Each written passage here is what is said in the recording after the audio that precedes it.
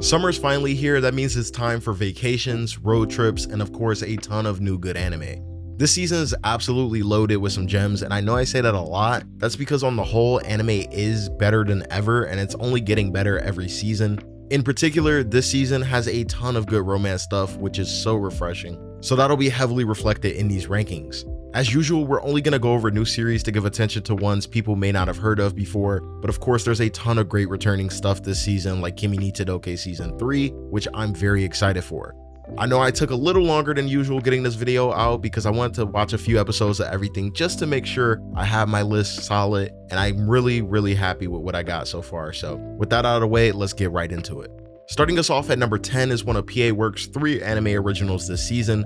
Mayonaka Punch follows a YouTuber, Masaki, who is down on her luck after splitting with her video making group. She ends up meeting a group of totally not lesbian vampires, and they begin making videos together in exchange for one day being able to drink Masaki's blood. Now, if you know anything about PA Works originals, it's that they're really good at telling stories about girls trying to find themselves and becoming friends with people from opposite backgrounds. Sakura Quest, Aquatope, and Shirobako to name a few, and they've been cooking lately with their adaptations and originals. So far, this show has been hilarious. In fact, I think it's the funniest show of the season. Yes, that means over Nokotan, the deer anime.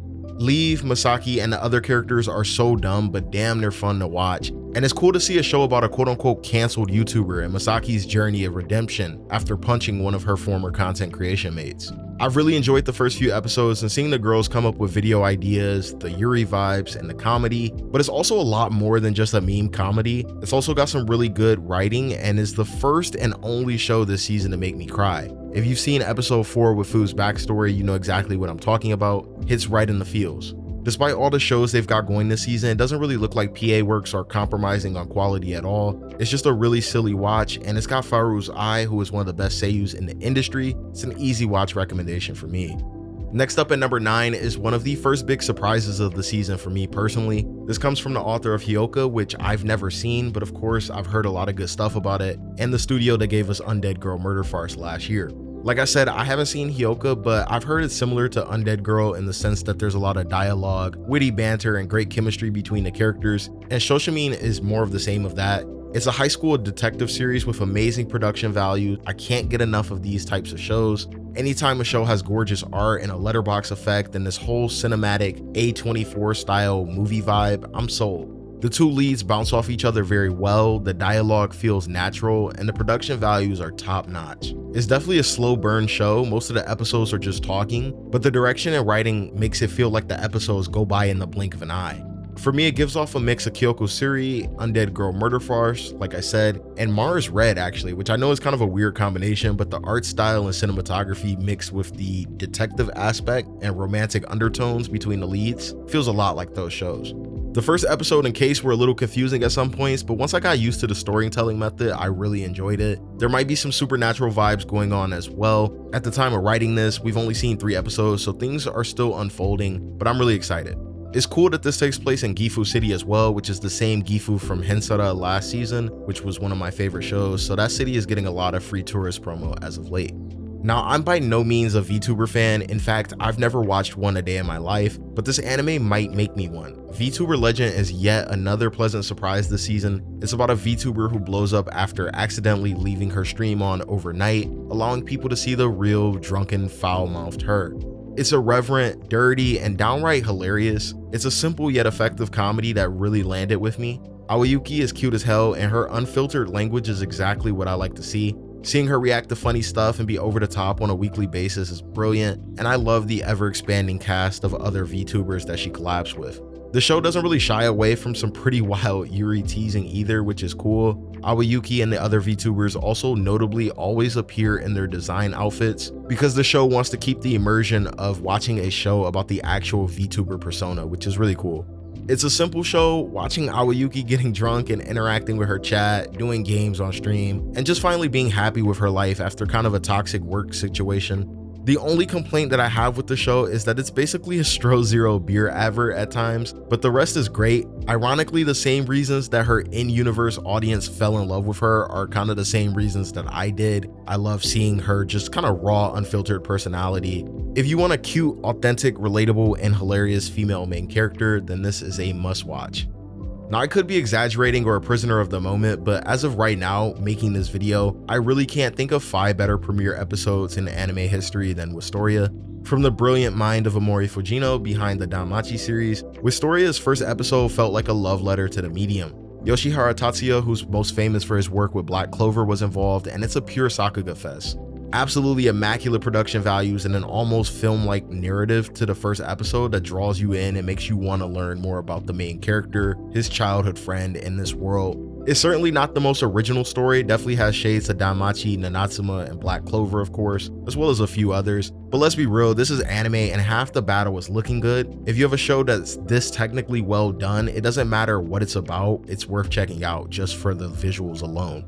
Yeah, you've got the usual underdog story about a guy at a magic academy who can't use magic and wants to chase after his childhood crush to the peak of the magical world. All the ups and downs you'd expect to come with that, discrimination for not being able to use magic, being looked down upon by teachers and students alike. But when the packaging is this nice, it's impossible to not want more. In fact, I'd argue that even if the animation weren't as good, this would still be well received because of how good that first episode was narratively and the potential that this world has.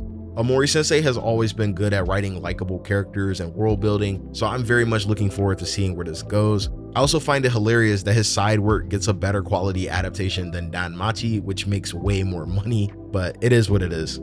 So from one Sakuga spectacle to another, Nigewaka or the Elusive Samurai also had one of the best premieres I've ever seen and some of the best art and animation you'll see in a seasonal anime. I'm actually starting to think the hype for a show is inversely proportional to its quality because all the best premieres this season had almost no hype coming into them. Like, where the hell did this show even come from? Cloverworks knocked this first episode out of the park, and if this is any indication of how the rest of the series is gonna look out for a dark horse anime of the season contender. There's no better studio to handle shows that have a blend of action and comedy than Cloverworks. They've shown us time again with Spy Family, Balance Unlimited, Windbreaker, and now this. But Elusive Samurai actually looks like it could be better than anything they've done before, in my opinion. The first 12 minutes of the episode totally lull you into thinking it's gonna be this peaceful slice of life anime about a prince who likes to slag off his training, only to seamlessly transition through the use of a ball hitting the ground, turning into a decapitated head, into the reality of this era.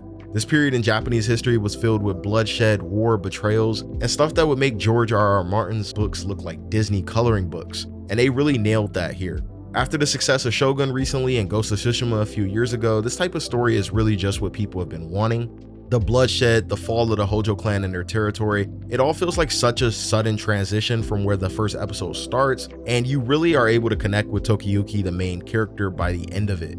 I think it had a brilliant use of direction to invoke empathy from the audience for the main character, and it really makes you want to see where this goes. Also, as a history buff, seeing so many historical figures that I read about in school in an anime is really cool. Also, it's worth noting that this is from the author of Assassination Classroom, which is another big show that I haven't seen or read. I know, crazy, but I know it's really popular and a classic and known for its humor, and this show definitely has that. There's a lot of meta fourth wall breaking jokes as well as hilarious faces from the characters. I absolutely adore this one, and somehow Tokiyuki has become a Shotokan icon on Twitter the last month or so. Didn't even know I was into that type of thing until now, but this is a must watch in my opinion.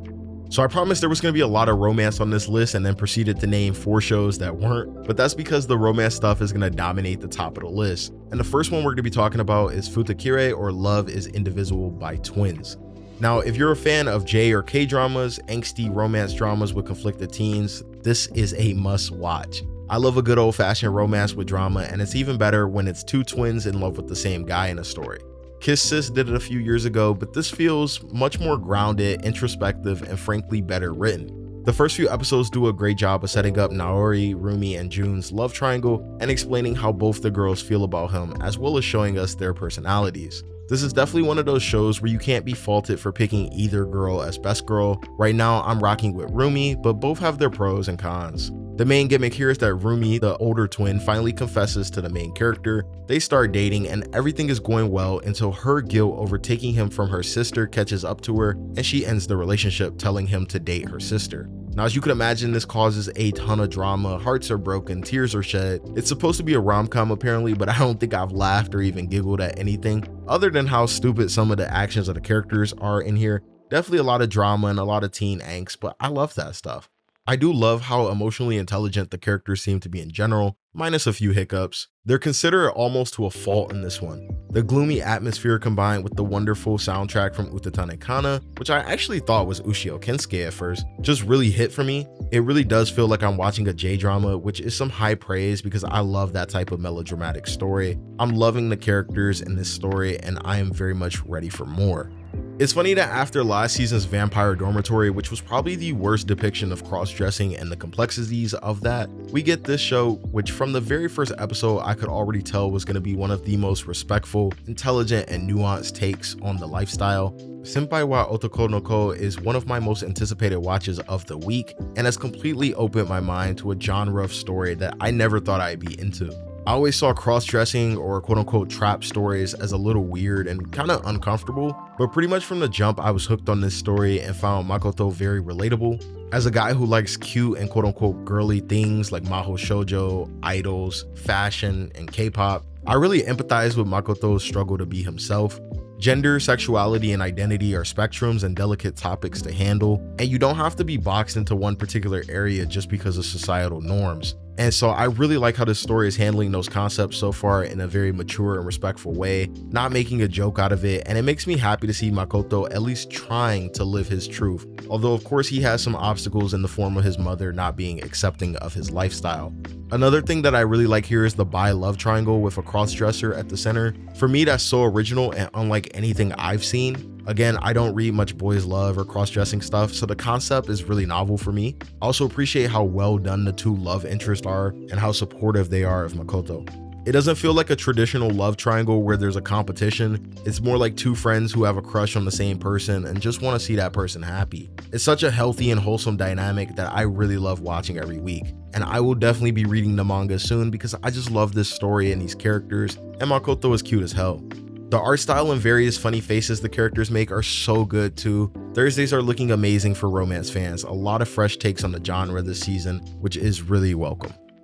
Well, it's been a great few years of having Aliyah and Roshidere be somewhat low-key. Now, sadly, everyone and their mother is on my waifu. I mean, unless you live under a rock, you've seen the Yuki Good Morning My Brother meme, the Aliyah pouts, and more. Safe to say Roshidere is probably the biggest show of this season, and honestly for a good reason. As someone who's been reading the books for years, it is a really well done and fun rom-com with the whole Russian-speaking gimmick, waifus, and some great character interactions, making it a genuinely great time. And I said all of that before mentioning Dogga Kobo working on it, my second favorite studio, and they've been on a roll for the last few years. The show looks great, Kuze and Aliyah's dynamic comes through really well, and there's a proper best girl debate to be had. Gatekeeping aside, these first few episodes have been a great introduction to the story, characters, and vibe of the show, and it seems like it's many people's anime of the season. Dogga Kobo have us eating good with this and Oshinoko on Wednesdays, two of the best openings of the season as well. Sumipe, as expected, has knocked the role of Aliyah out of the park. I'm loving how good her Russian sounds and how well she sells the switch between Aliyah's inner thoughts and the facade that she projects to everyone. She has so much range that she gets to show off in the show, and every time I hear her, I just can't help but imagine Lum. If you're looking for a good rom-com to watch, waifus, fan service, a Chad main character, or you just like hearing Russian, you'll have a great time. My only complaint with Roshidere is that it's basically become gooner bait on social media, which sucks, because while the fan service is good and all, the story is actually really good too, and there's a lot more to Aliyah and the other girls' characters than that. I think that's been overshadowed by some of the porn addicts online, but it is what it is. Lastly, I will say that if you're looking for a ton of development on the relationship front, you might be a little disappointed. Things do progress really slowly in this story as someone who's read the light novel, but if you're just looking for a good time, some good laughs, and of course great fan service, this one's for you. The good old stepsister and brother fall in love cliche is nothing new to anime fans. We see it every other season. What is new and what separates Gimai Seikatsu or Days with My Stepsister from other shows like it is that it handles the topic of two teenage kids suddenly having to live with each other in a mature and grounded way. I mean, two strangers suddenly becoming family overnight and having to navigate the awkwardness and gradually getting to know each other is complicated, and it doesn't just instantly happen. Yuki and Saki's relationship feels organic and believable. The character interactions are more like what you'd see in a live action rather than in an anime. The story is clearly aware of all the tropes that it's up against as a step-sibling anime. In fact, the opening of the first episode even pokes fun at that trope. Characters talk in realistic tones. There's not the exaggerated, oh, you walked in on me changing, I'm gonna scream and slap you gimmicks. No, it really feels like two people getting to know one another, gradually opening up and realizing that they have a lot in common despite coming from totally different backgrounds. And that's just the story aspect, but honestly, as a filmmaker myself, I love how this show looks. It has the scene composition, direction, and use of lighting and shadows that you'd associate with an A24 film. Even though the episodes are 90% dialogue, they go by so damn quickly because of the direction, the way shots are held and framing is used to highlight emotions and dramatic effect. It's really brilliant, and honestly a massive surprise considering that this is from Studio Deem, who, as we all know, don't have the best track record as of late. I mean, they've had some stinkers. But this looks great and shows how important a good team is rather than just the studio name. If you like J-dramas or you just want a well-developed romance where people act like normal human beings instead of walking tropes, you'll enjoy this one, and man, I really need to get around to reading the light novels. And of course, we've saved the best for last. My anime of the season by a very big margin right now is Makeine No More Losing Heroines. As soon as this show got announced and I saw a rom-com by A1 Pictures, the key visual dropped and I saw the character designs, I knew this was going to be the best show of the season. 4 episodes in now and I can say that I was right. This show just oozes quality and you can see the love and effort that went into it. The first episode might not have had the action that Wistoria or Elusive Samurai did, but it was no less visually impressive. I had to pause several times just to take in how good it looked. Production wise, it actually feels a lot like 86, of course it's by the same studio, so no shock there, but you mix that with a good story and characters and you got something special. I really enjoy seeing the main character handle all these girls who get rejected by their crushes and help them get back on their feet. It's kind of got a little bit of origairu in it in terms of how the main character basically becomes a therapist or counselor for all these people dealing with relationship issues. And even though he is probably the least qualified to help, he ends up giving them the motivation that they need to keep pressing forward in life. If you didn't know already, I do love blue-haired girls, so Hana is one of my favorite girls of the season. She's a riot and really adorable, and I love how she tries to repay her debt to the main character by preparing meals for him. Their chemistry is so good, lots of fast-paced and quick-witted humor, and I like the themes of youth heartbreak. When this first got announced, it seemed like it was going to be a harem from the title, but now it looks more like the main character solving problems for people in a coming-of-age story rather than just fan service or harem bait. The Gooners can keep Roshidere. As long as I got this one, I'm good. So that's my top 10, but of course there's a ton of great shows this season, and I just want to shout out a few that I really like, but not quite more than any on this list. Giji Harem is a really sweet and wholesome rom-com about a boy and a girl in an acting club at school. The girl's an amazing actress who can instantly switch her personality to any one of a dozen characters that she's created. This show takes Get You Somebody Who Can Do Both to a whole other level. Rin, who's voiced by Hayami, is one of the cutest and most pure girls you'll see this season, and her multiple personality gimmick really lets Hayami shine and show off her range. Her relationship with the main character is so fun to watch, and it's just a really relaxing way to spend 25 minutes. I wouldn't blame anyone for having this show on their top list. If you're a fan of stuff like Takagi-san, you'll really enjoy this one. ATRI is one of the best recent visual novels, and the anime adaptation by Troika is off to a great start. It takes place in a world that's been devastated by climate change, with sea levels rising and entire communities destroyed. And amidst all that, the main character discovers a mysterious android in the sea who looks just like a cute girl. There's a whole lot of mystery in terms of what ATRI was created to do and how she's related to the main character's grandmother. Even as an anime only for right now, I do plan on playing the game later, but I feel it's really well paced and does a really good job of introducing us to the world and characters. Given it's made by the same people who made Grisea, I know at some point it'll break me emotionally, but no one does character writing better than them, so I am very excited to see where it goes. It looks beautiful too. ATRI's pouting faces are so cute, and it's actually a good example of how humans can persevere in the most extreme of environments. And the last show I have to recommend is Nare Hane Nare. This is the third PA Works anime original of the season, and I don't know what the work-life schedule is like in that studio. Y'all talk about MAPPA, but man, this is crazy. But that aside, this is a first for me. I've never seen a cheerleading anime, but this has been great so far. Seeing this group of cute girls kind of put their cheer routines together and overcome some emotional and mental roadblocks has been fun. And the other Ana this season, I'll call her Brazilian Ana, is one of my favorite characters of the season. Also being named after all of these footballers is really cool. There's definitely some Yuri undertones, but so far it's mainly been about the girls using cheer as an escape and a way to express themselves. I love the art style and color palette in this show. The comedy's good, but there's also some genuinely emotional story beats as well. The plot is coming together, but it's been a great watch so far.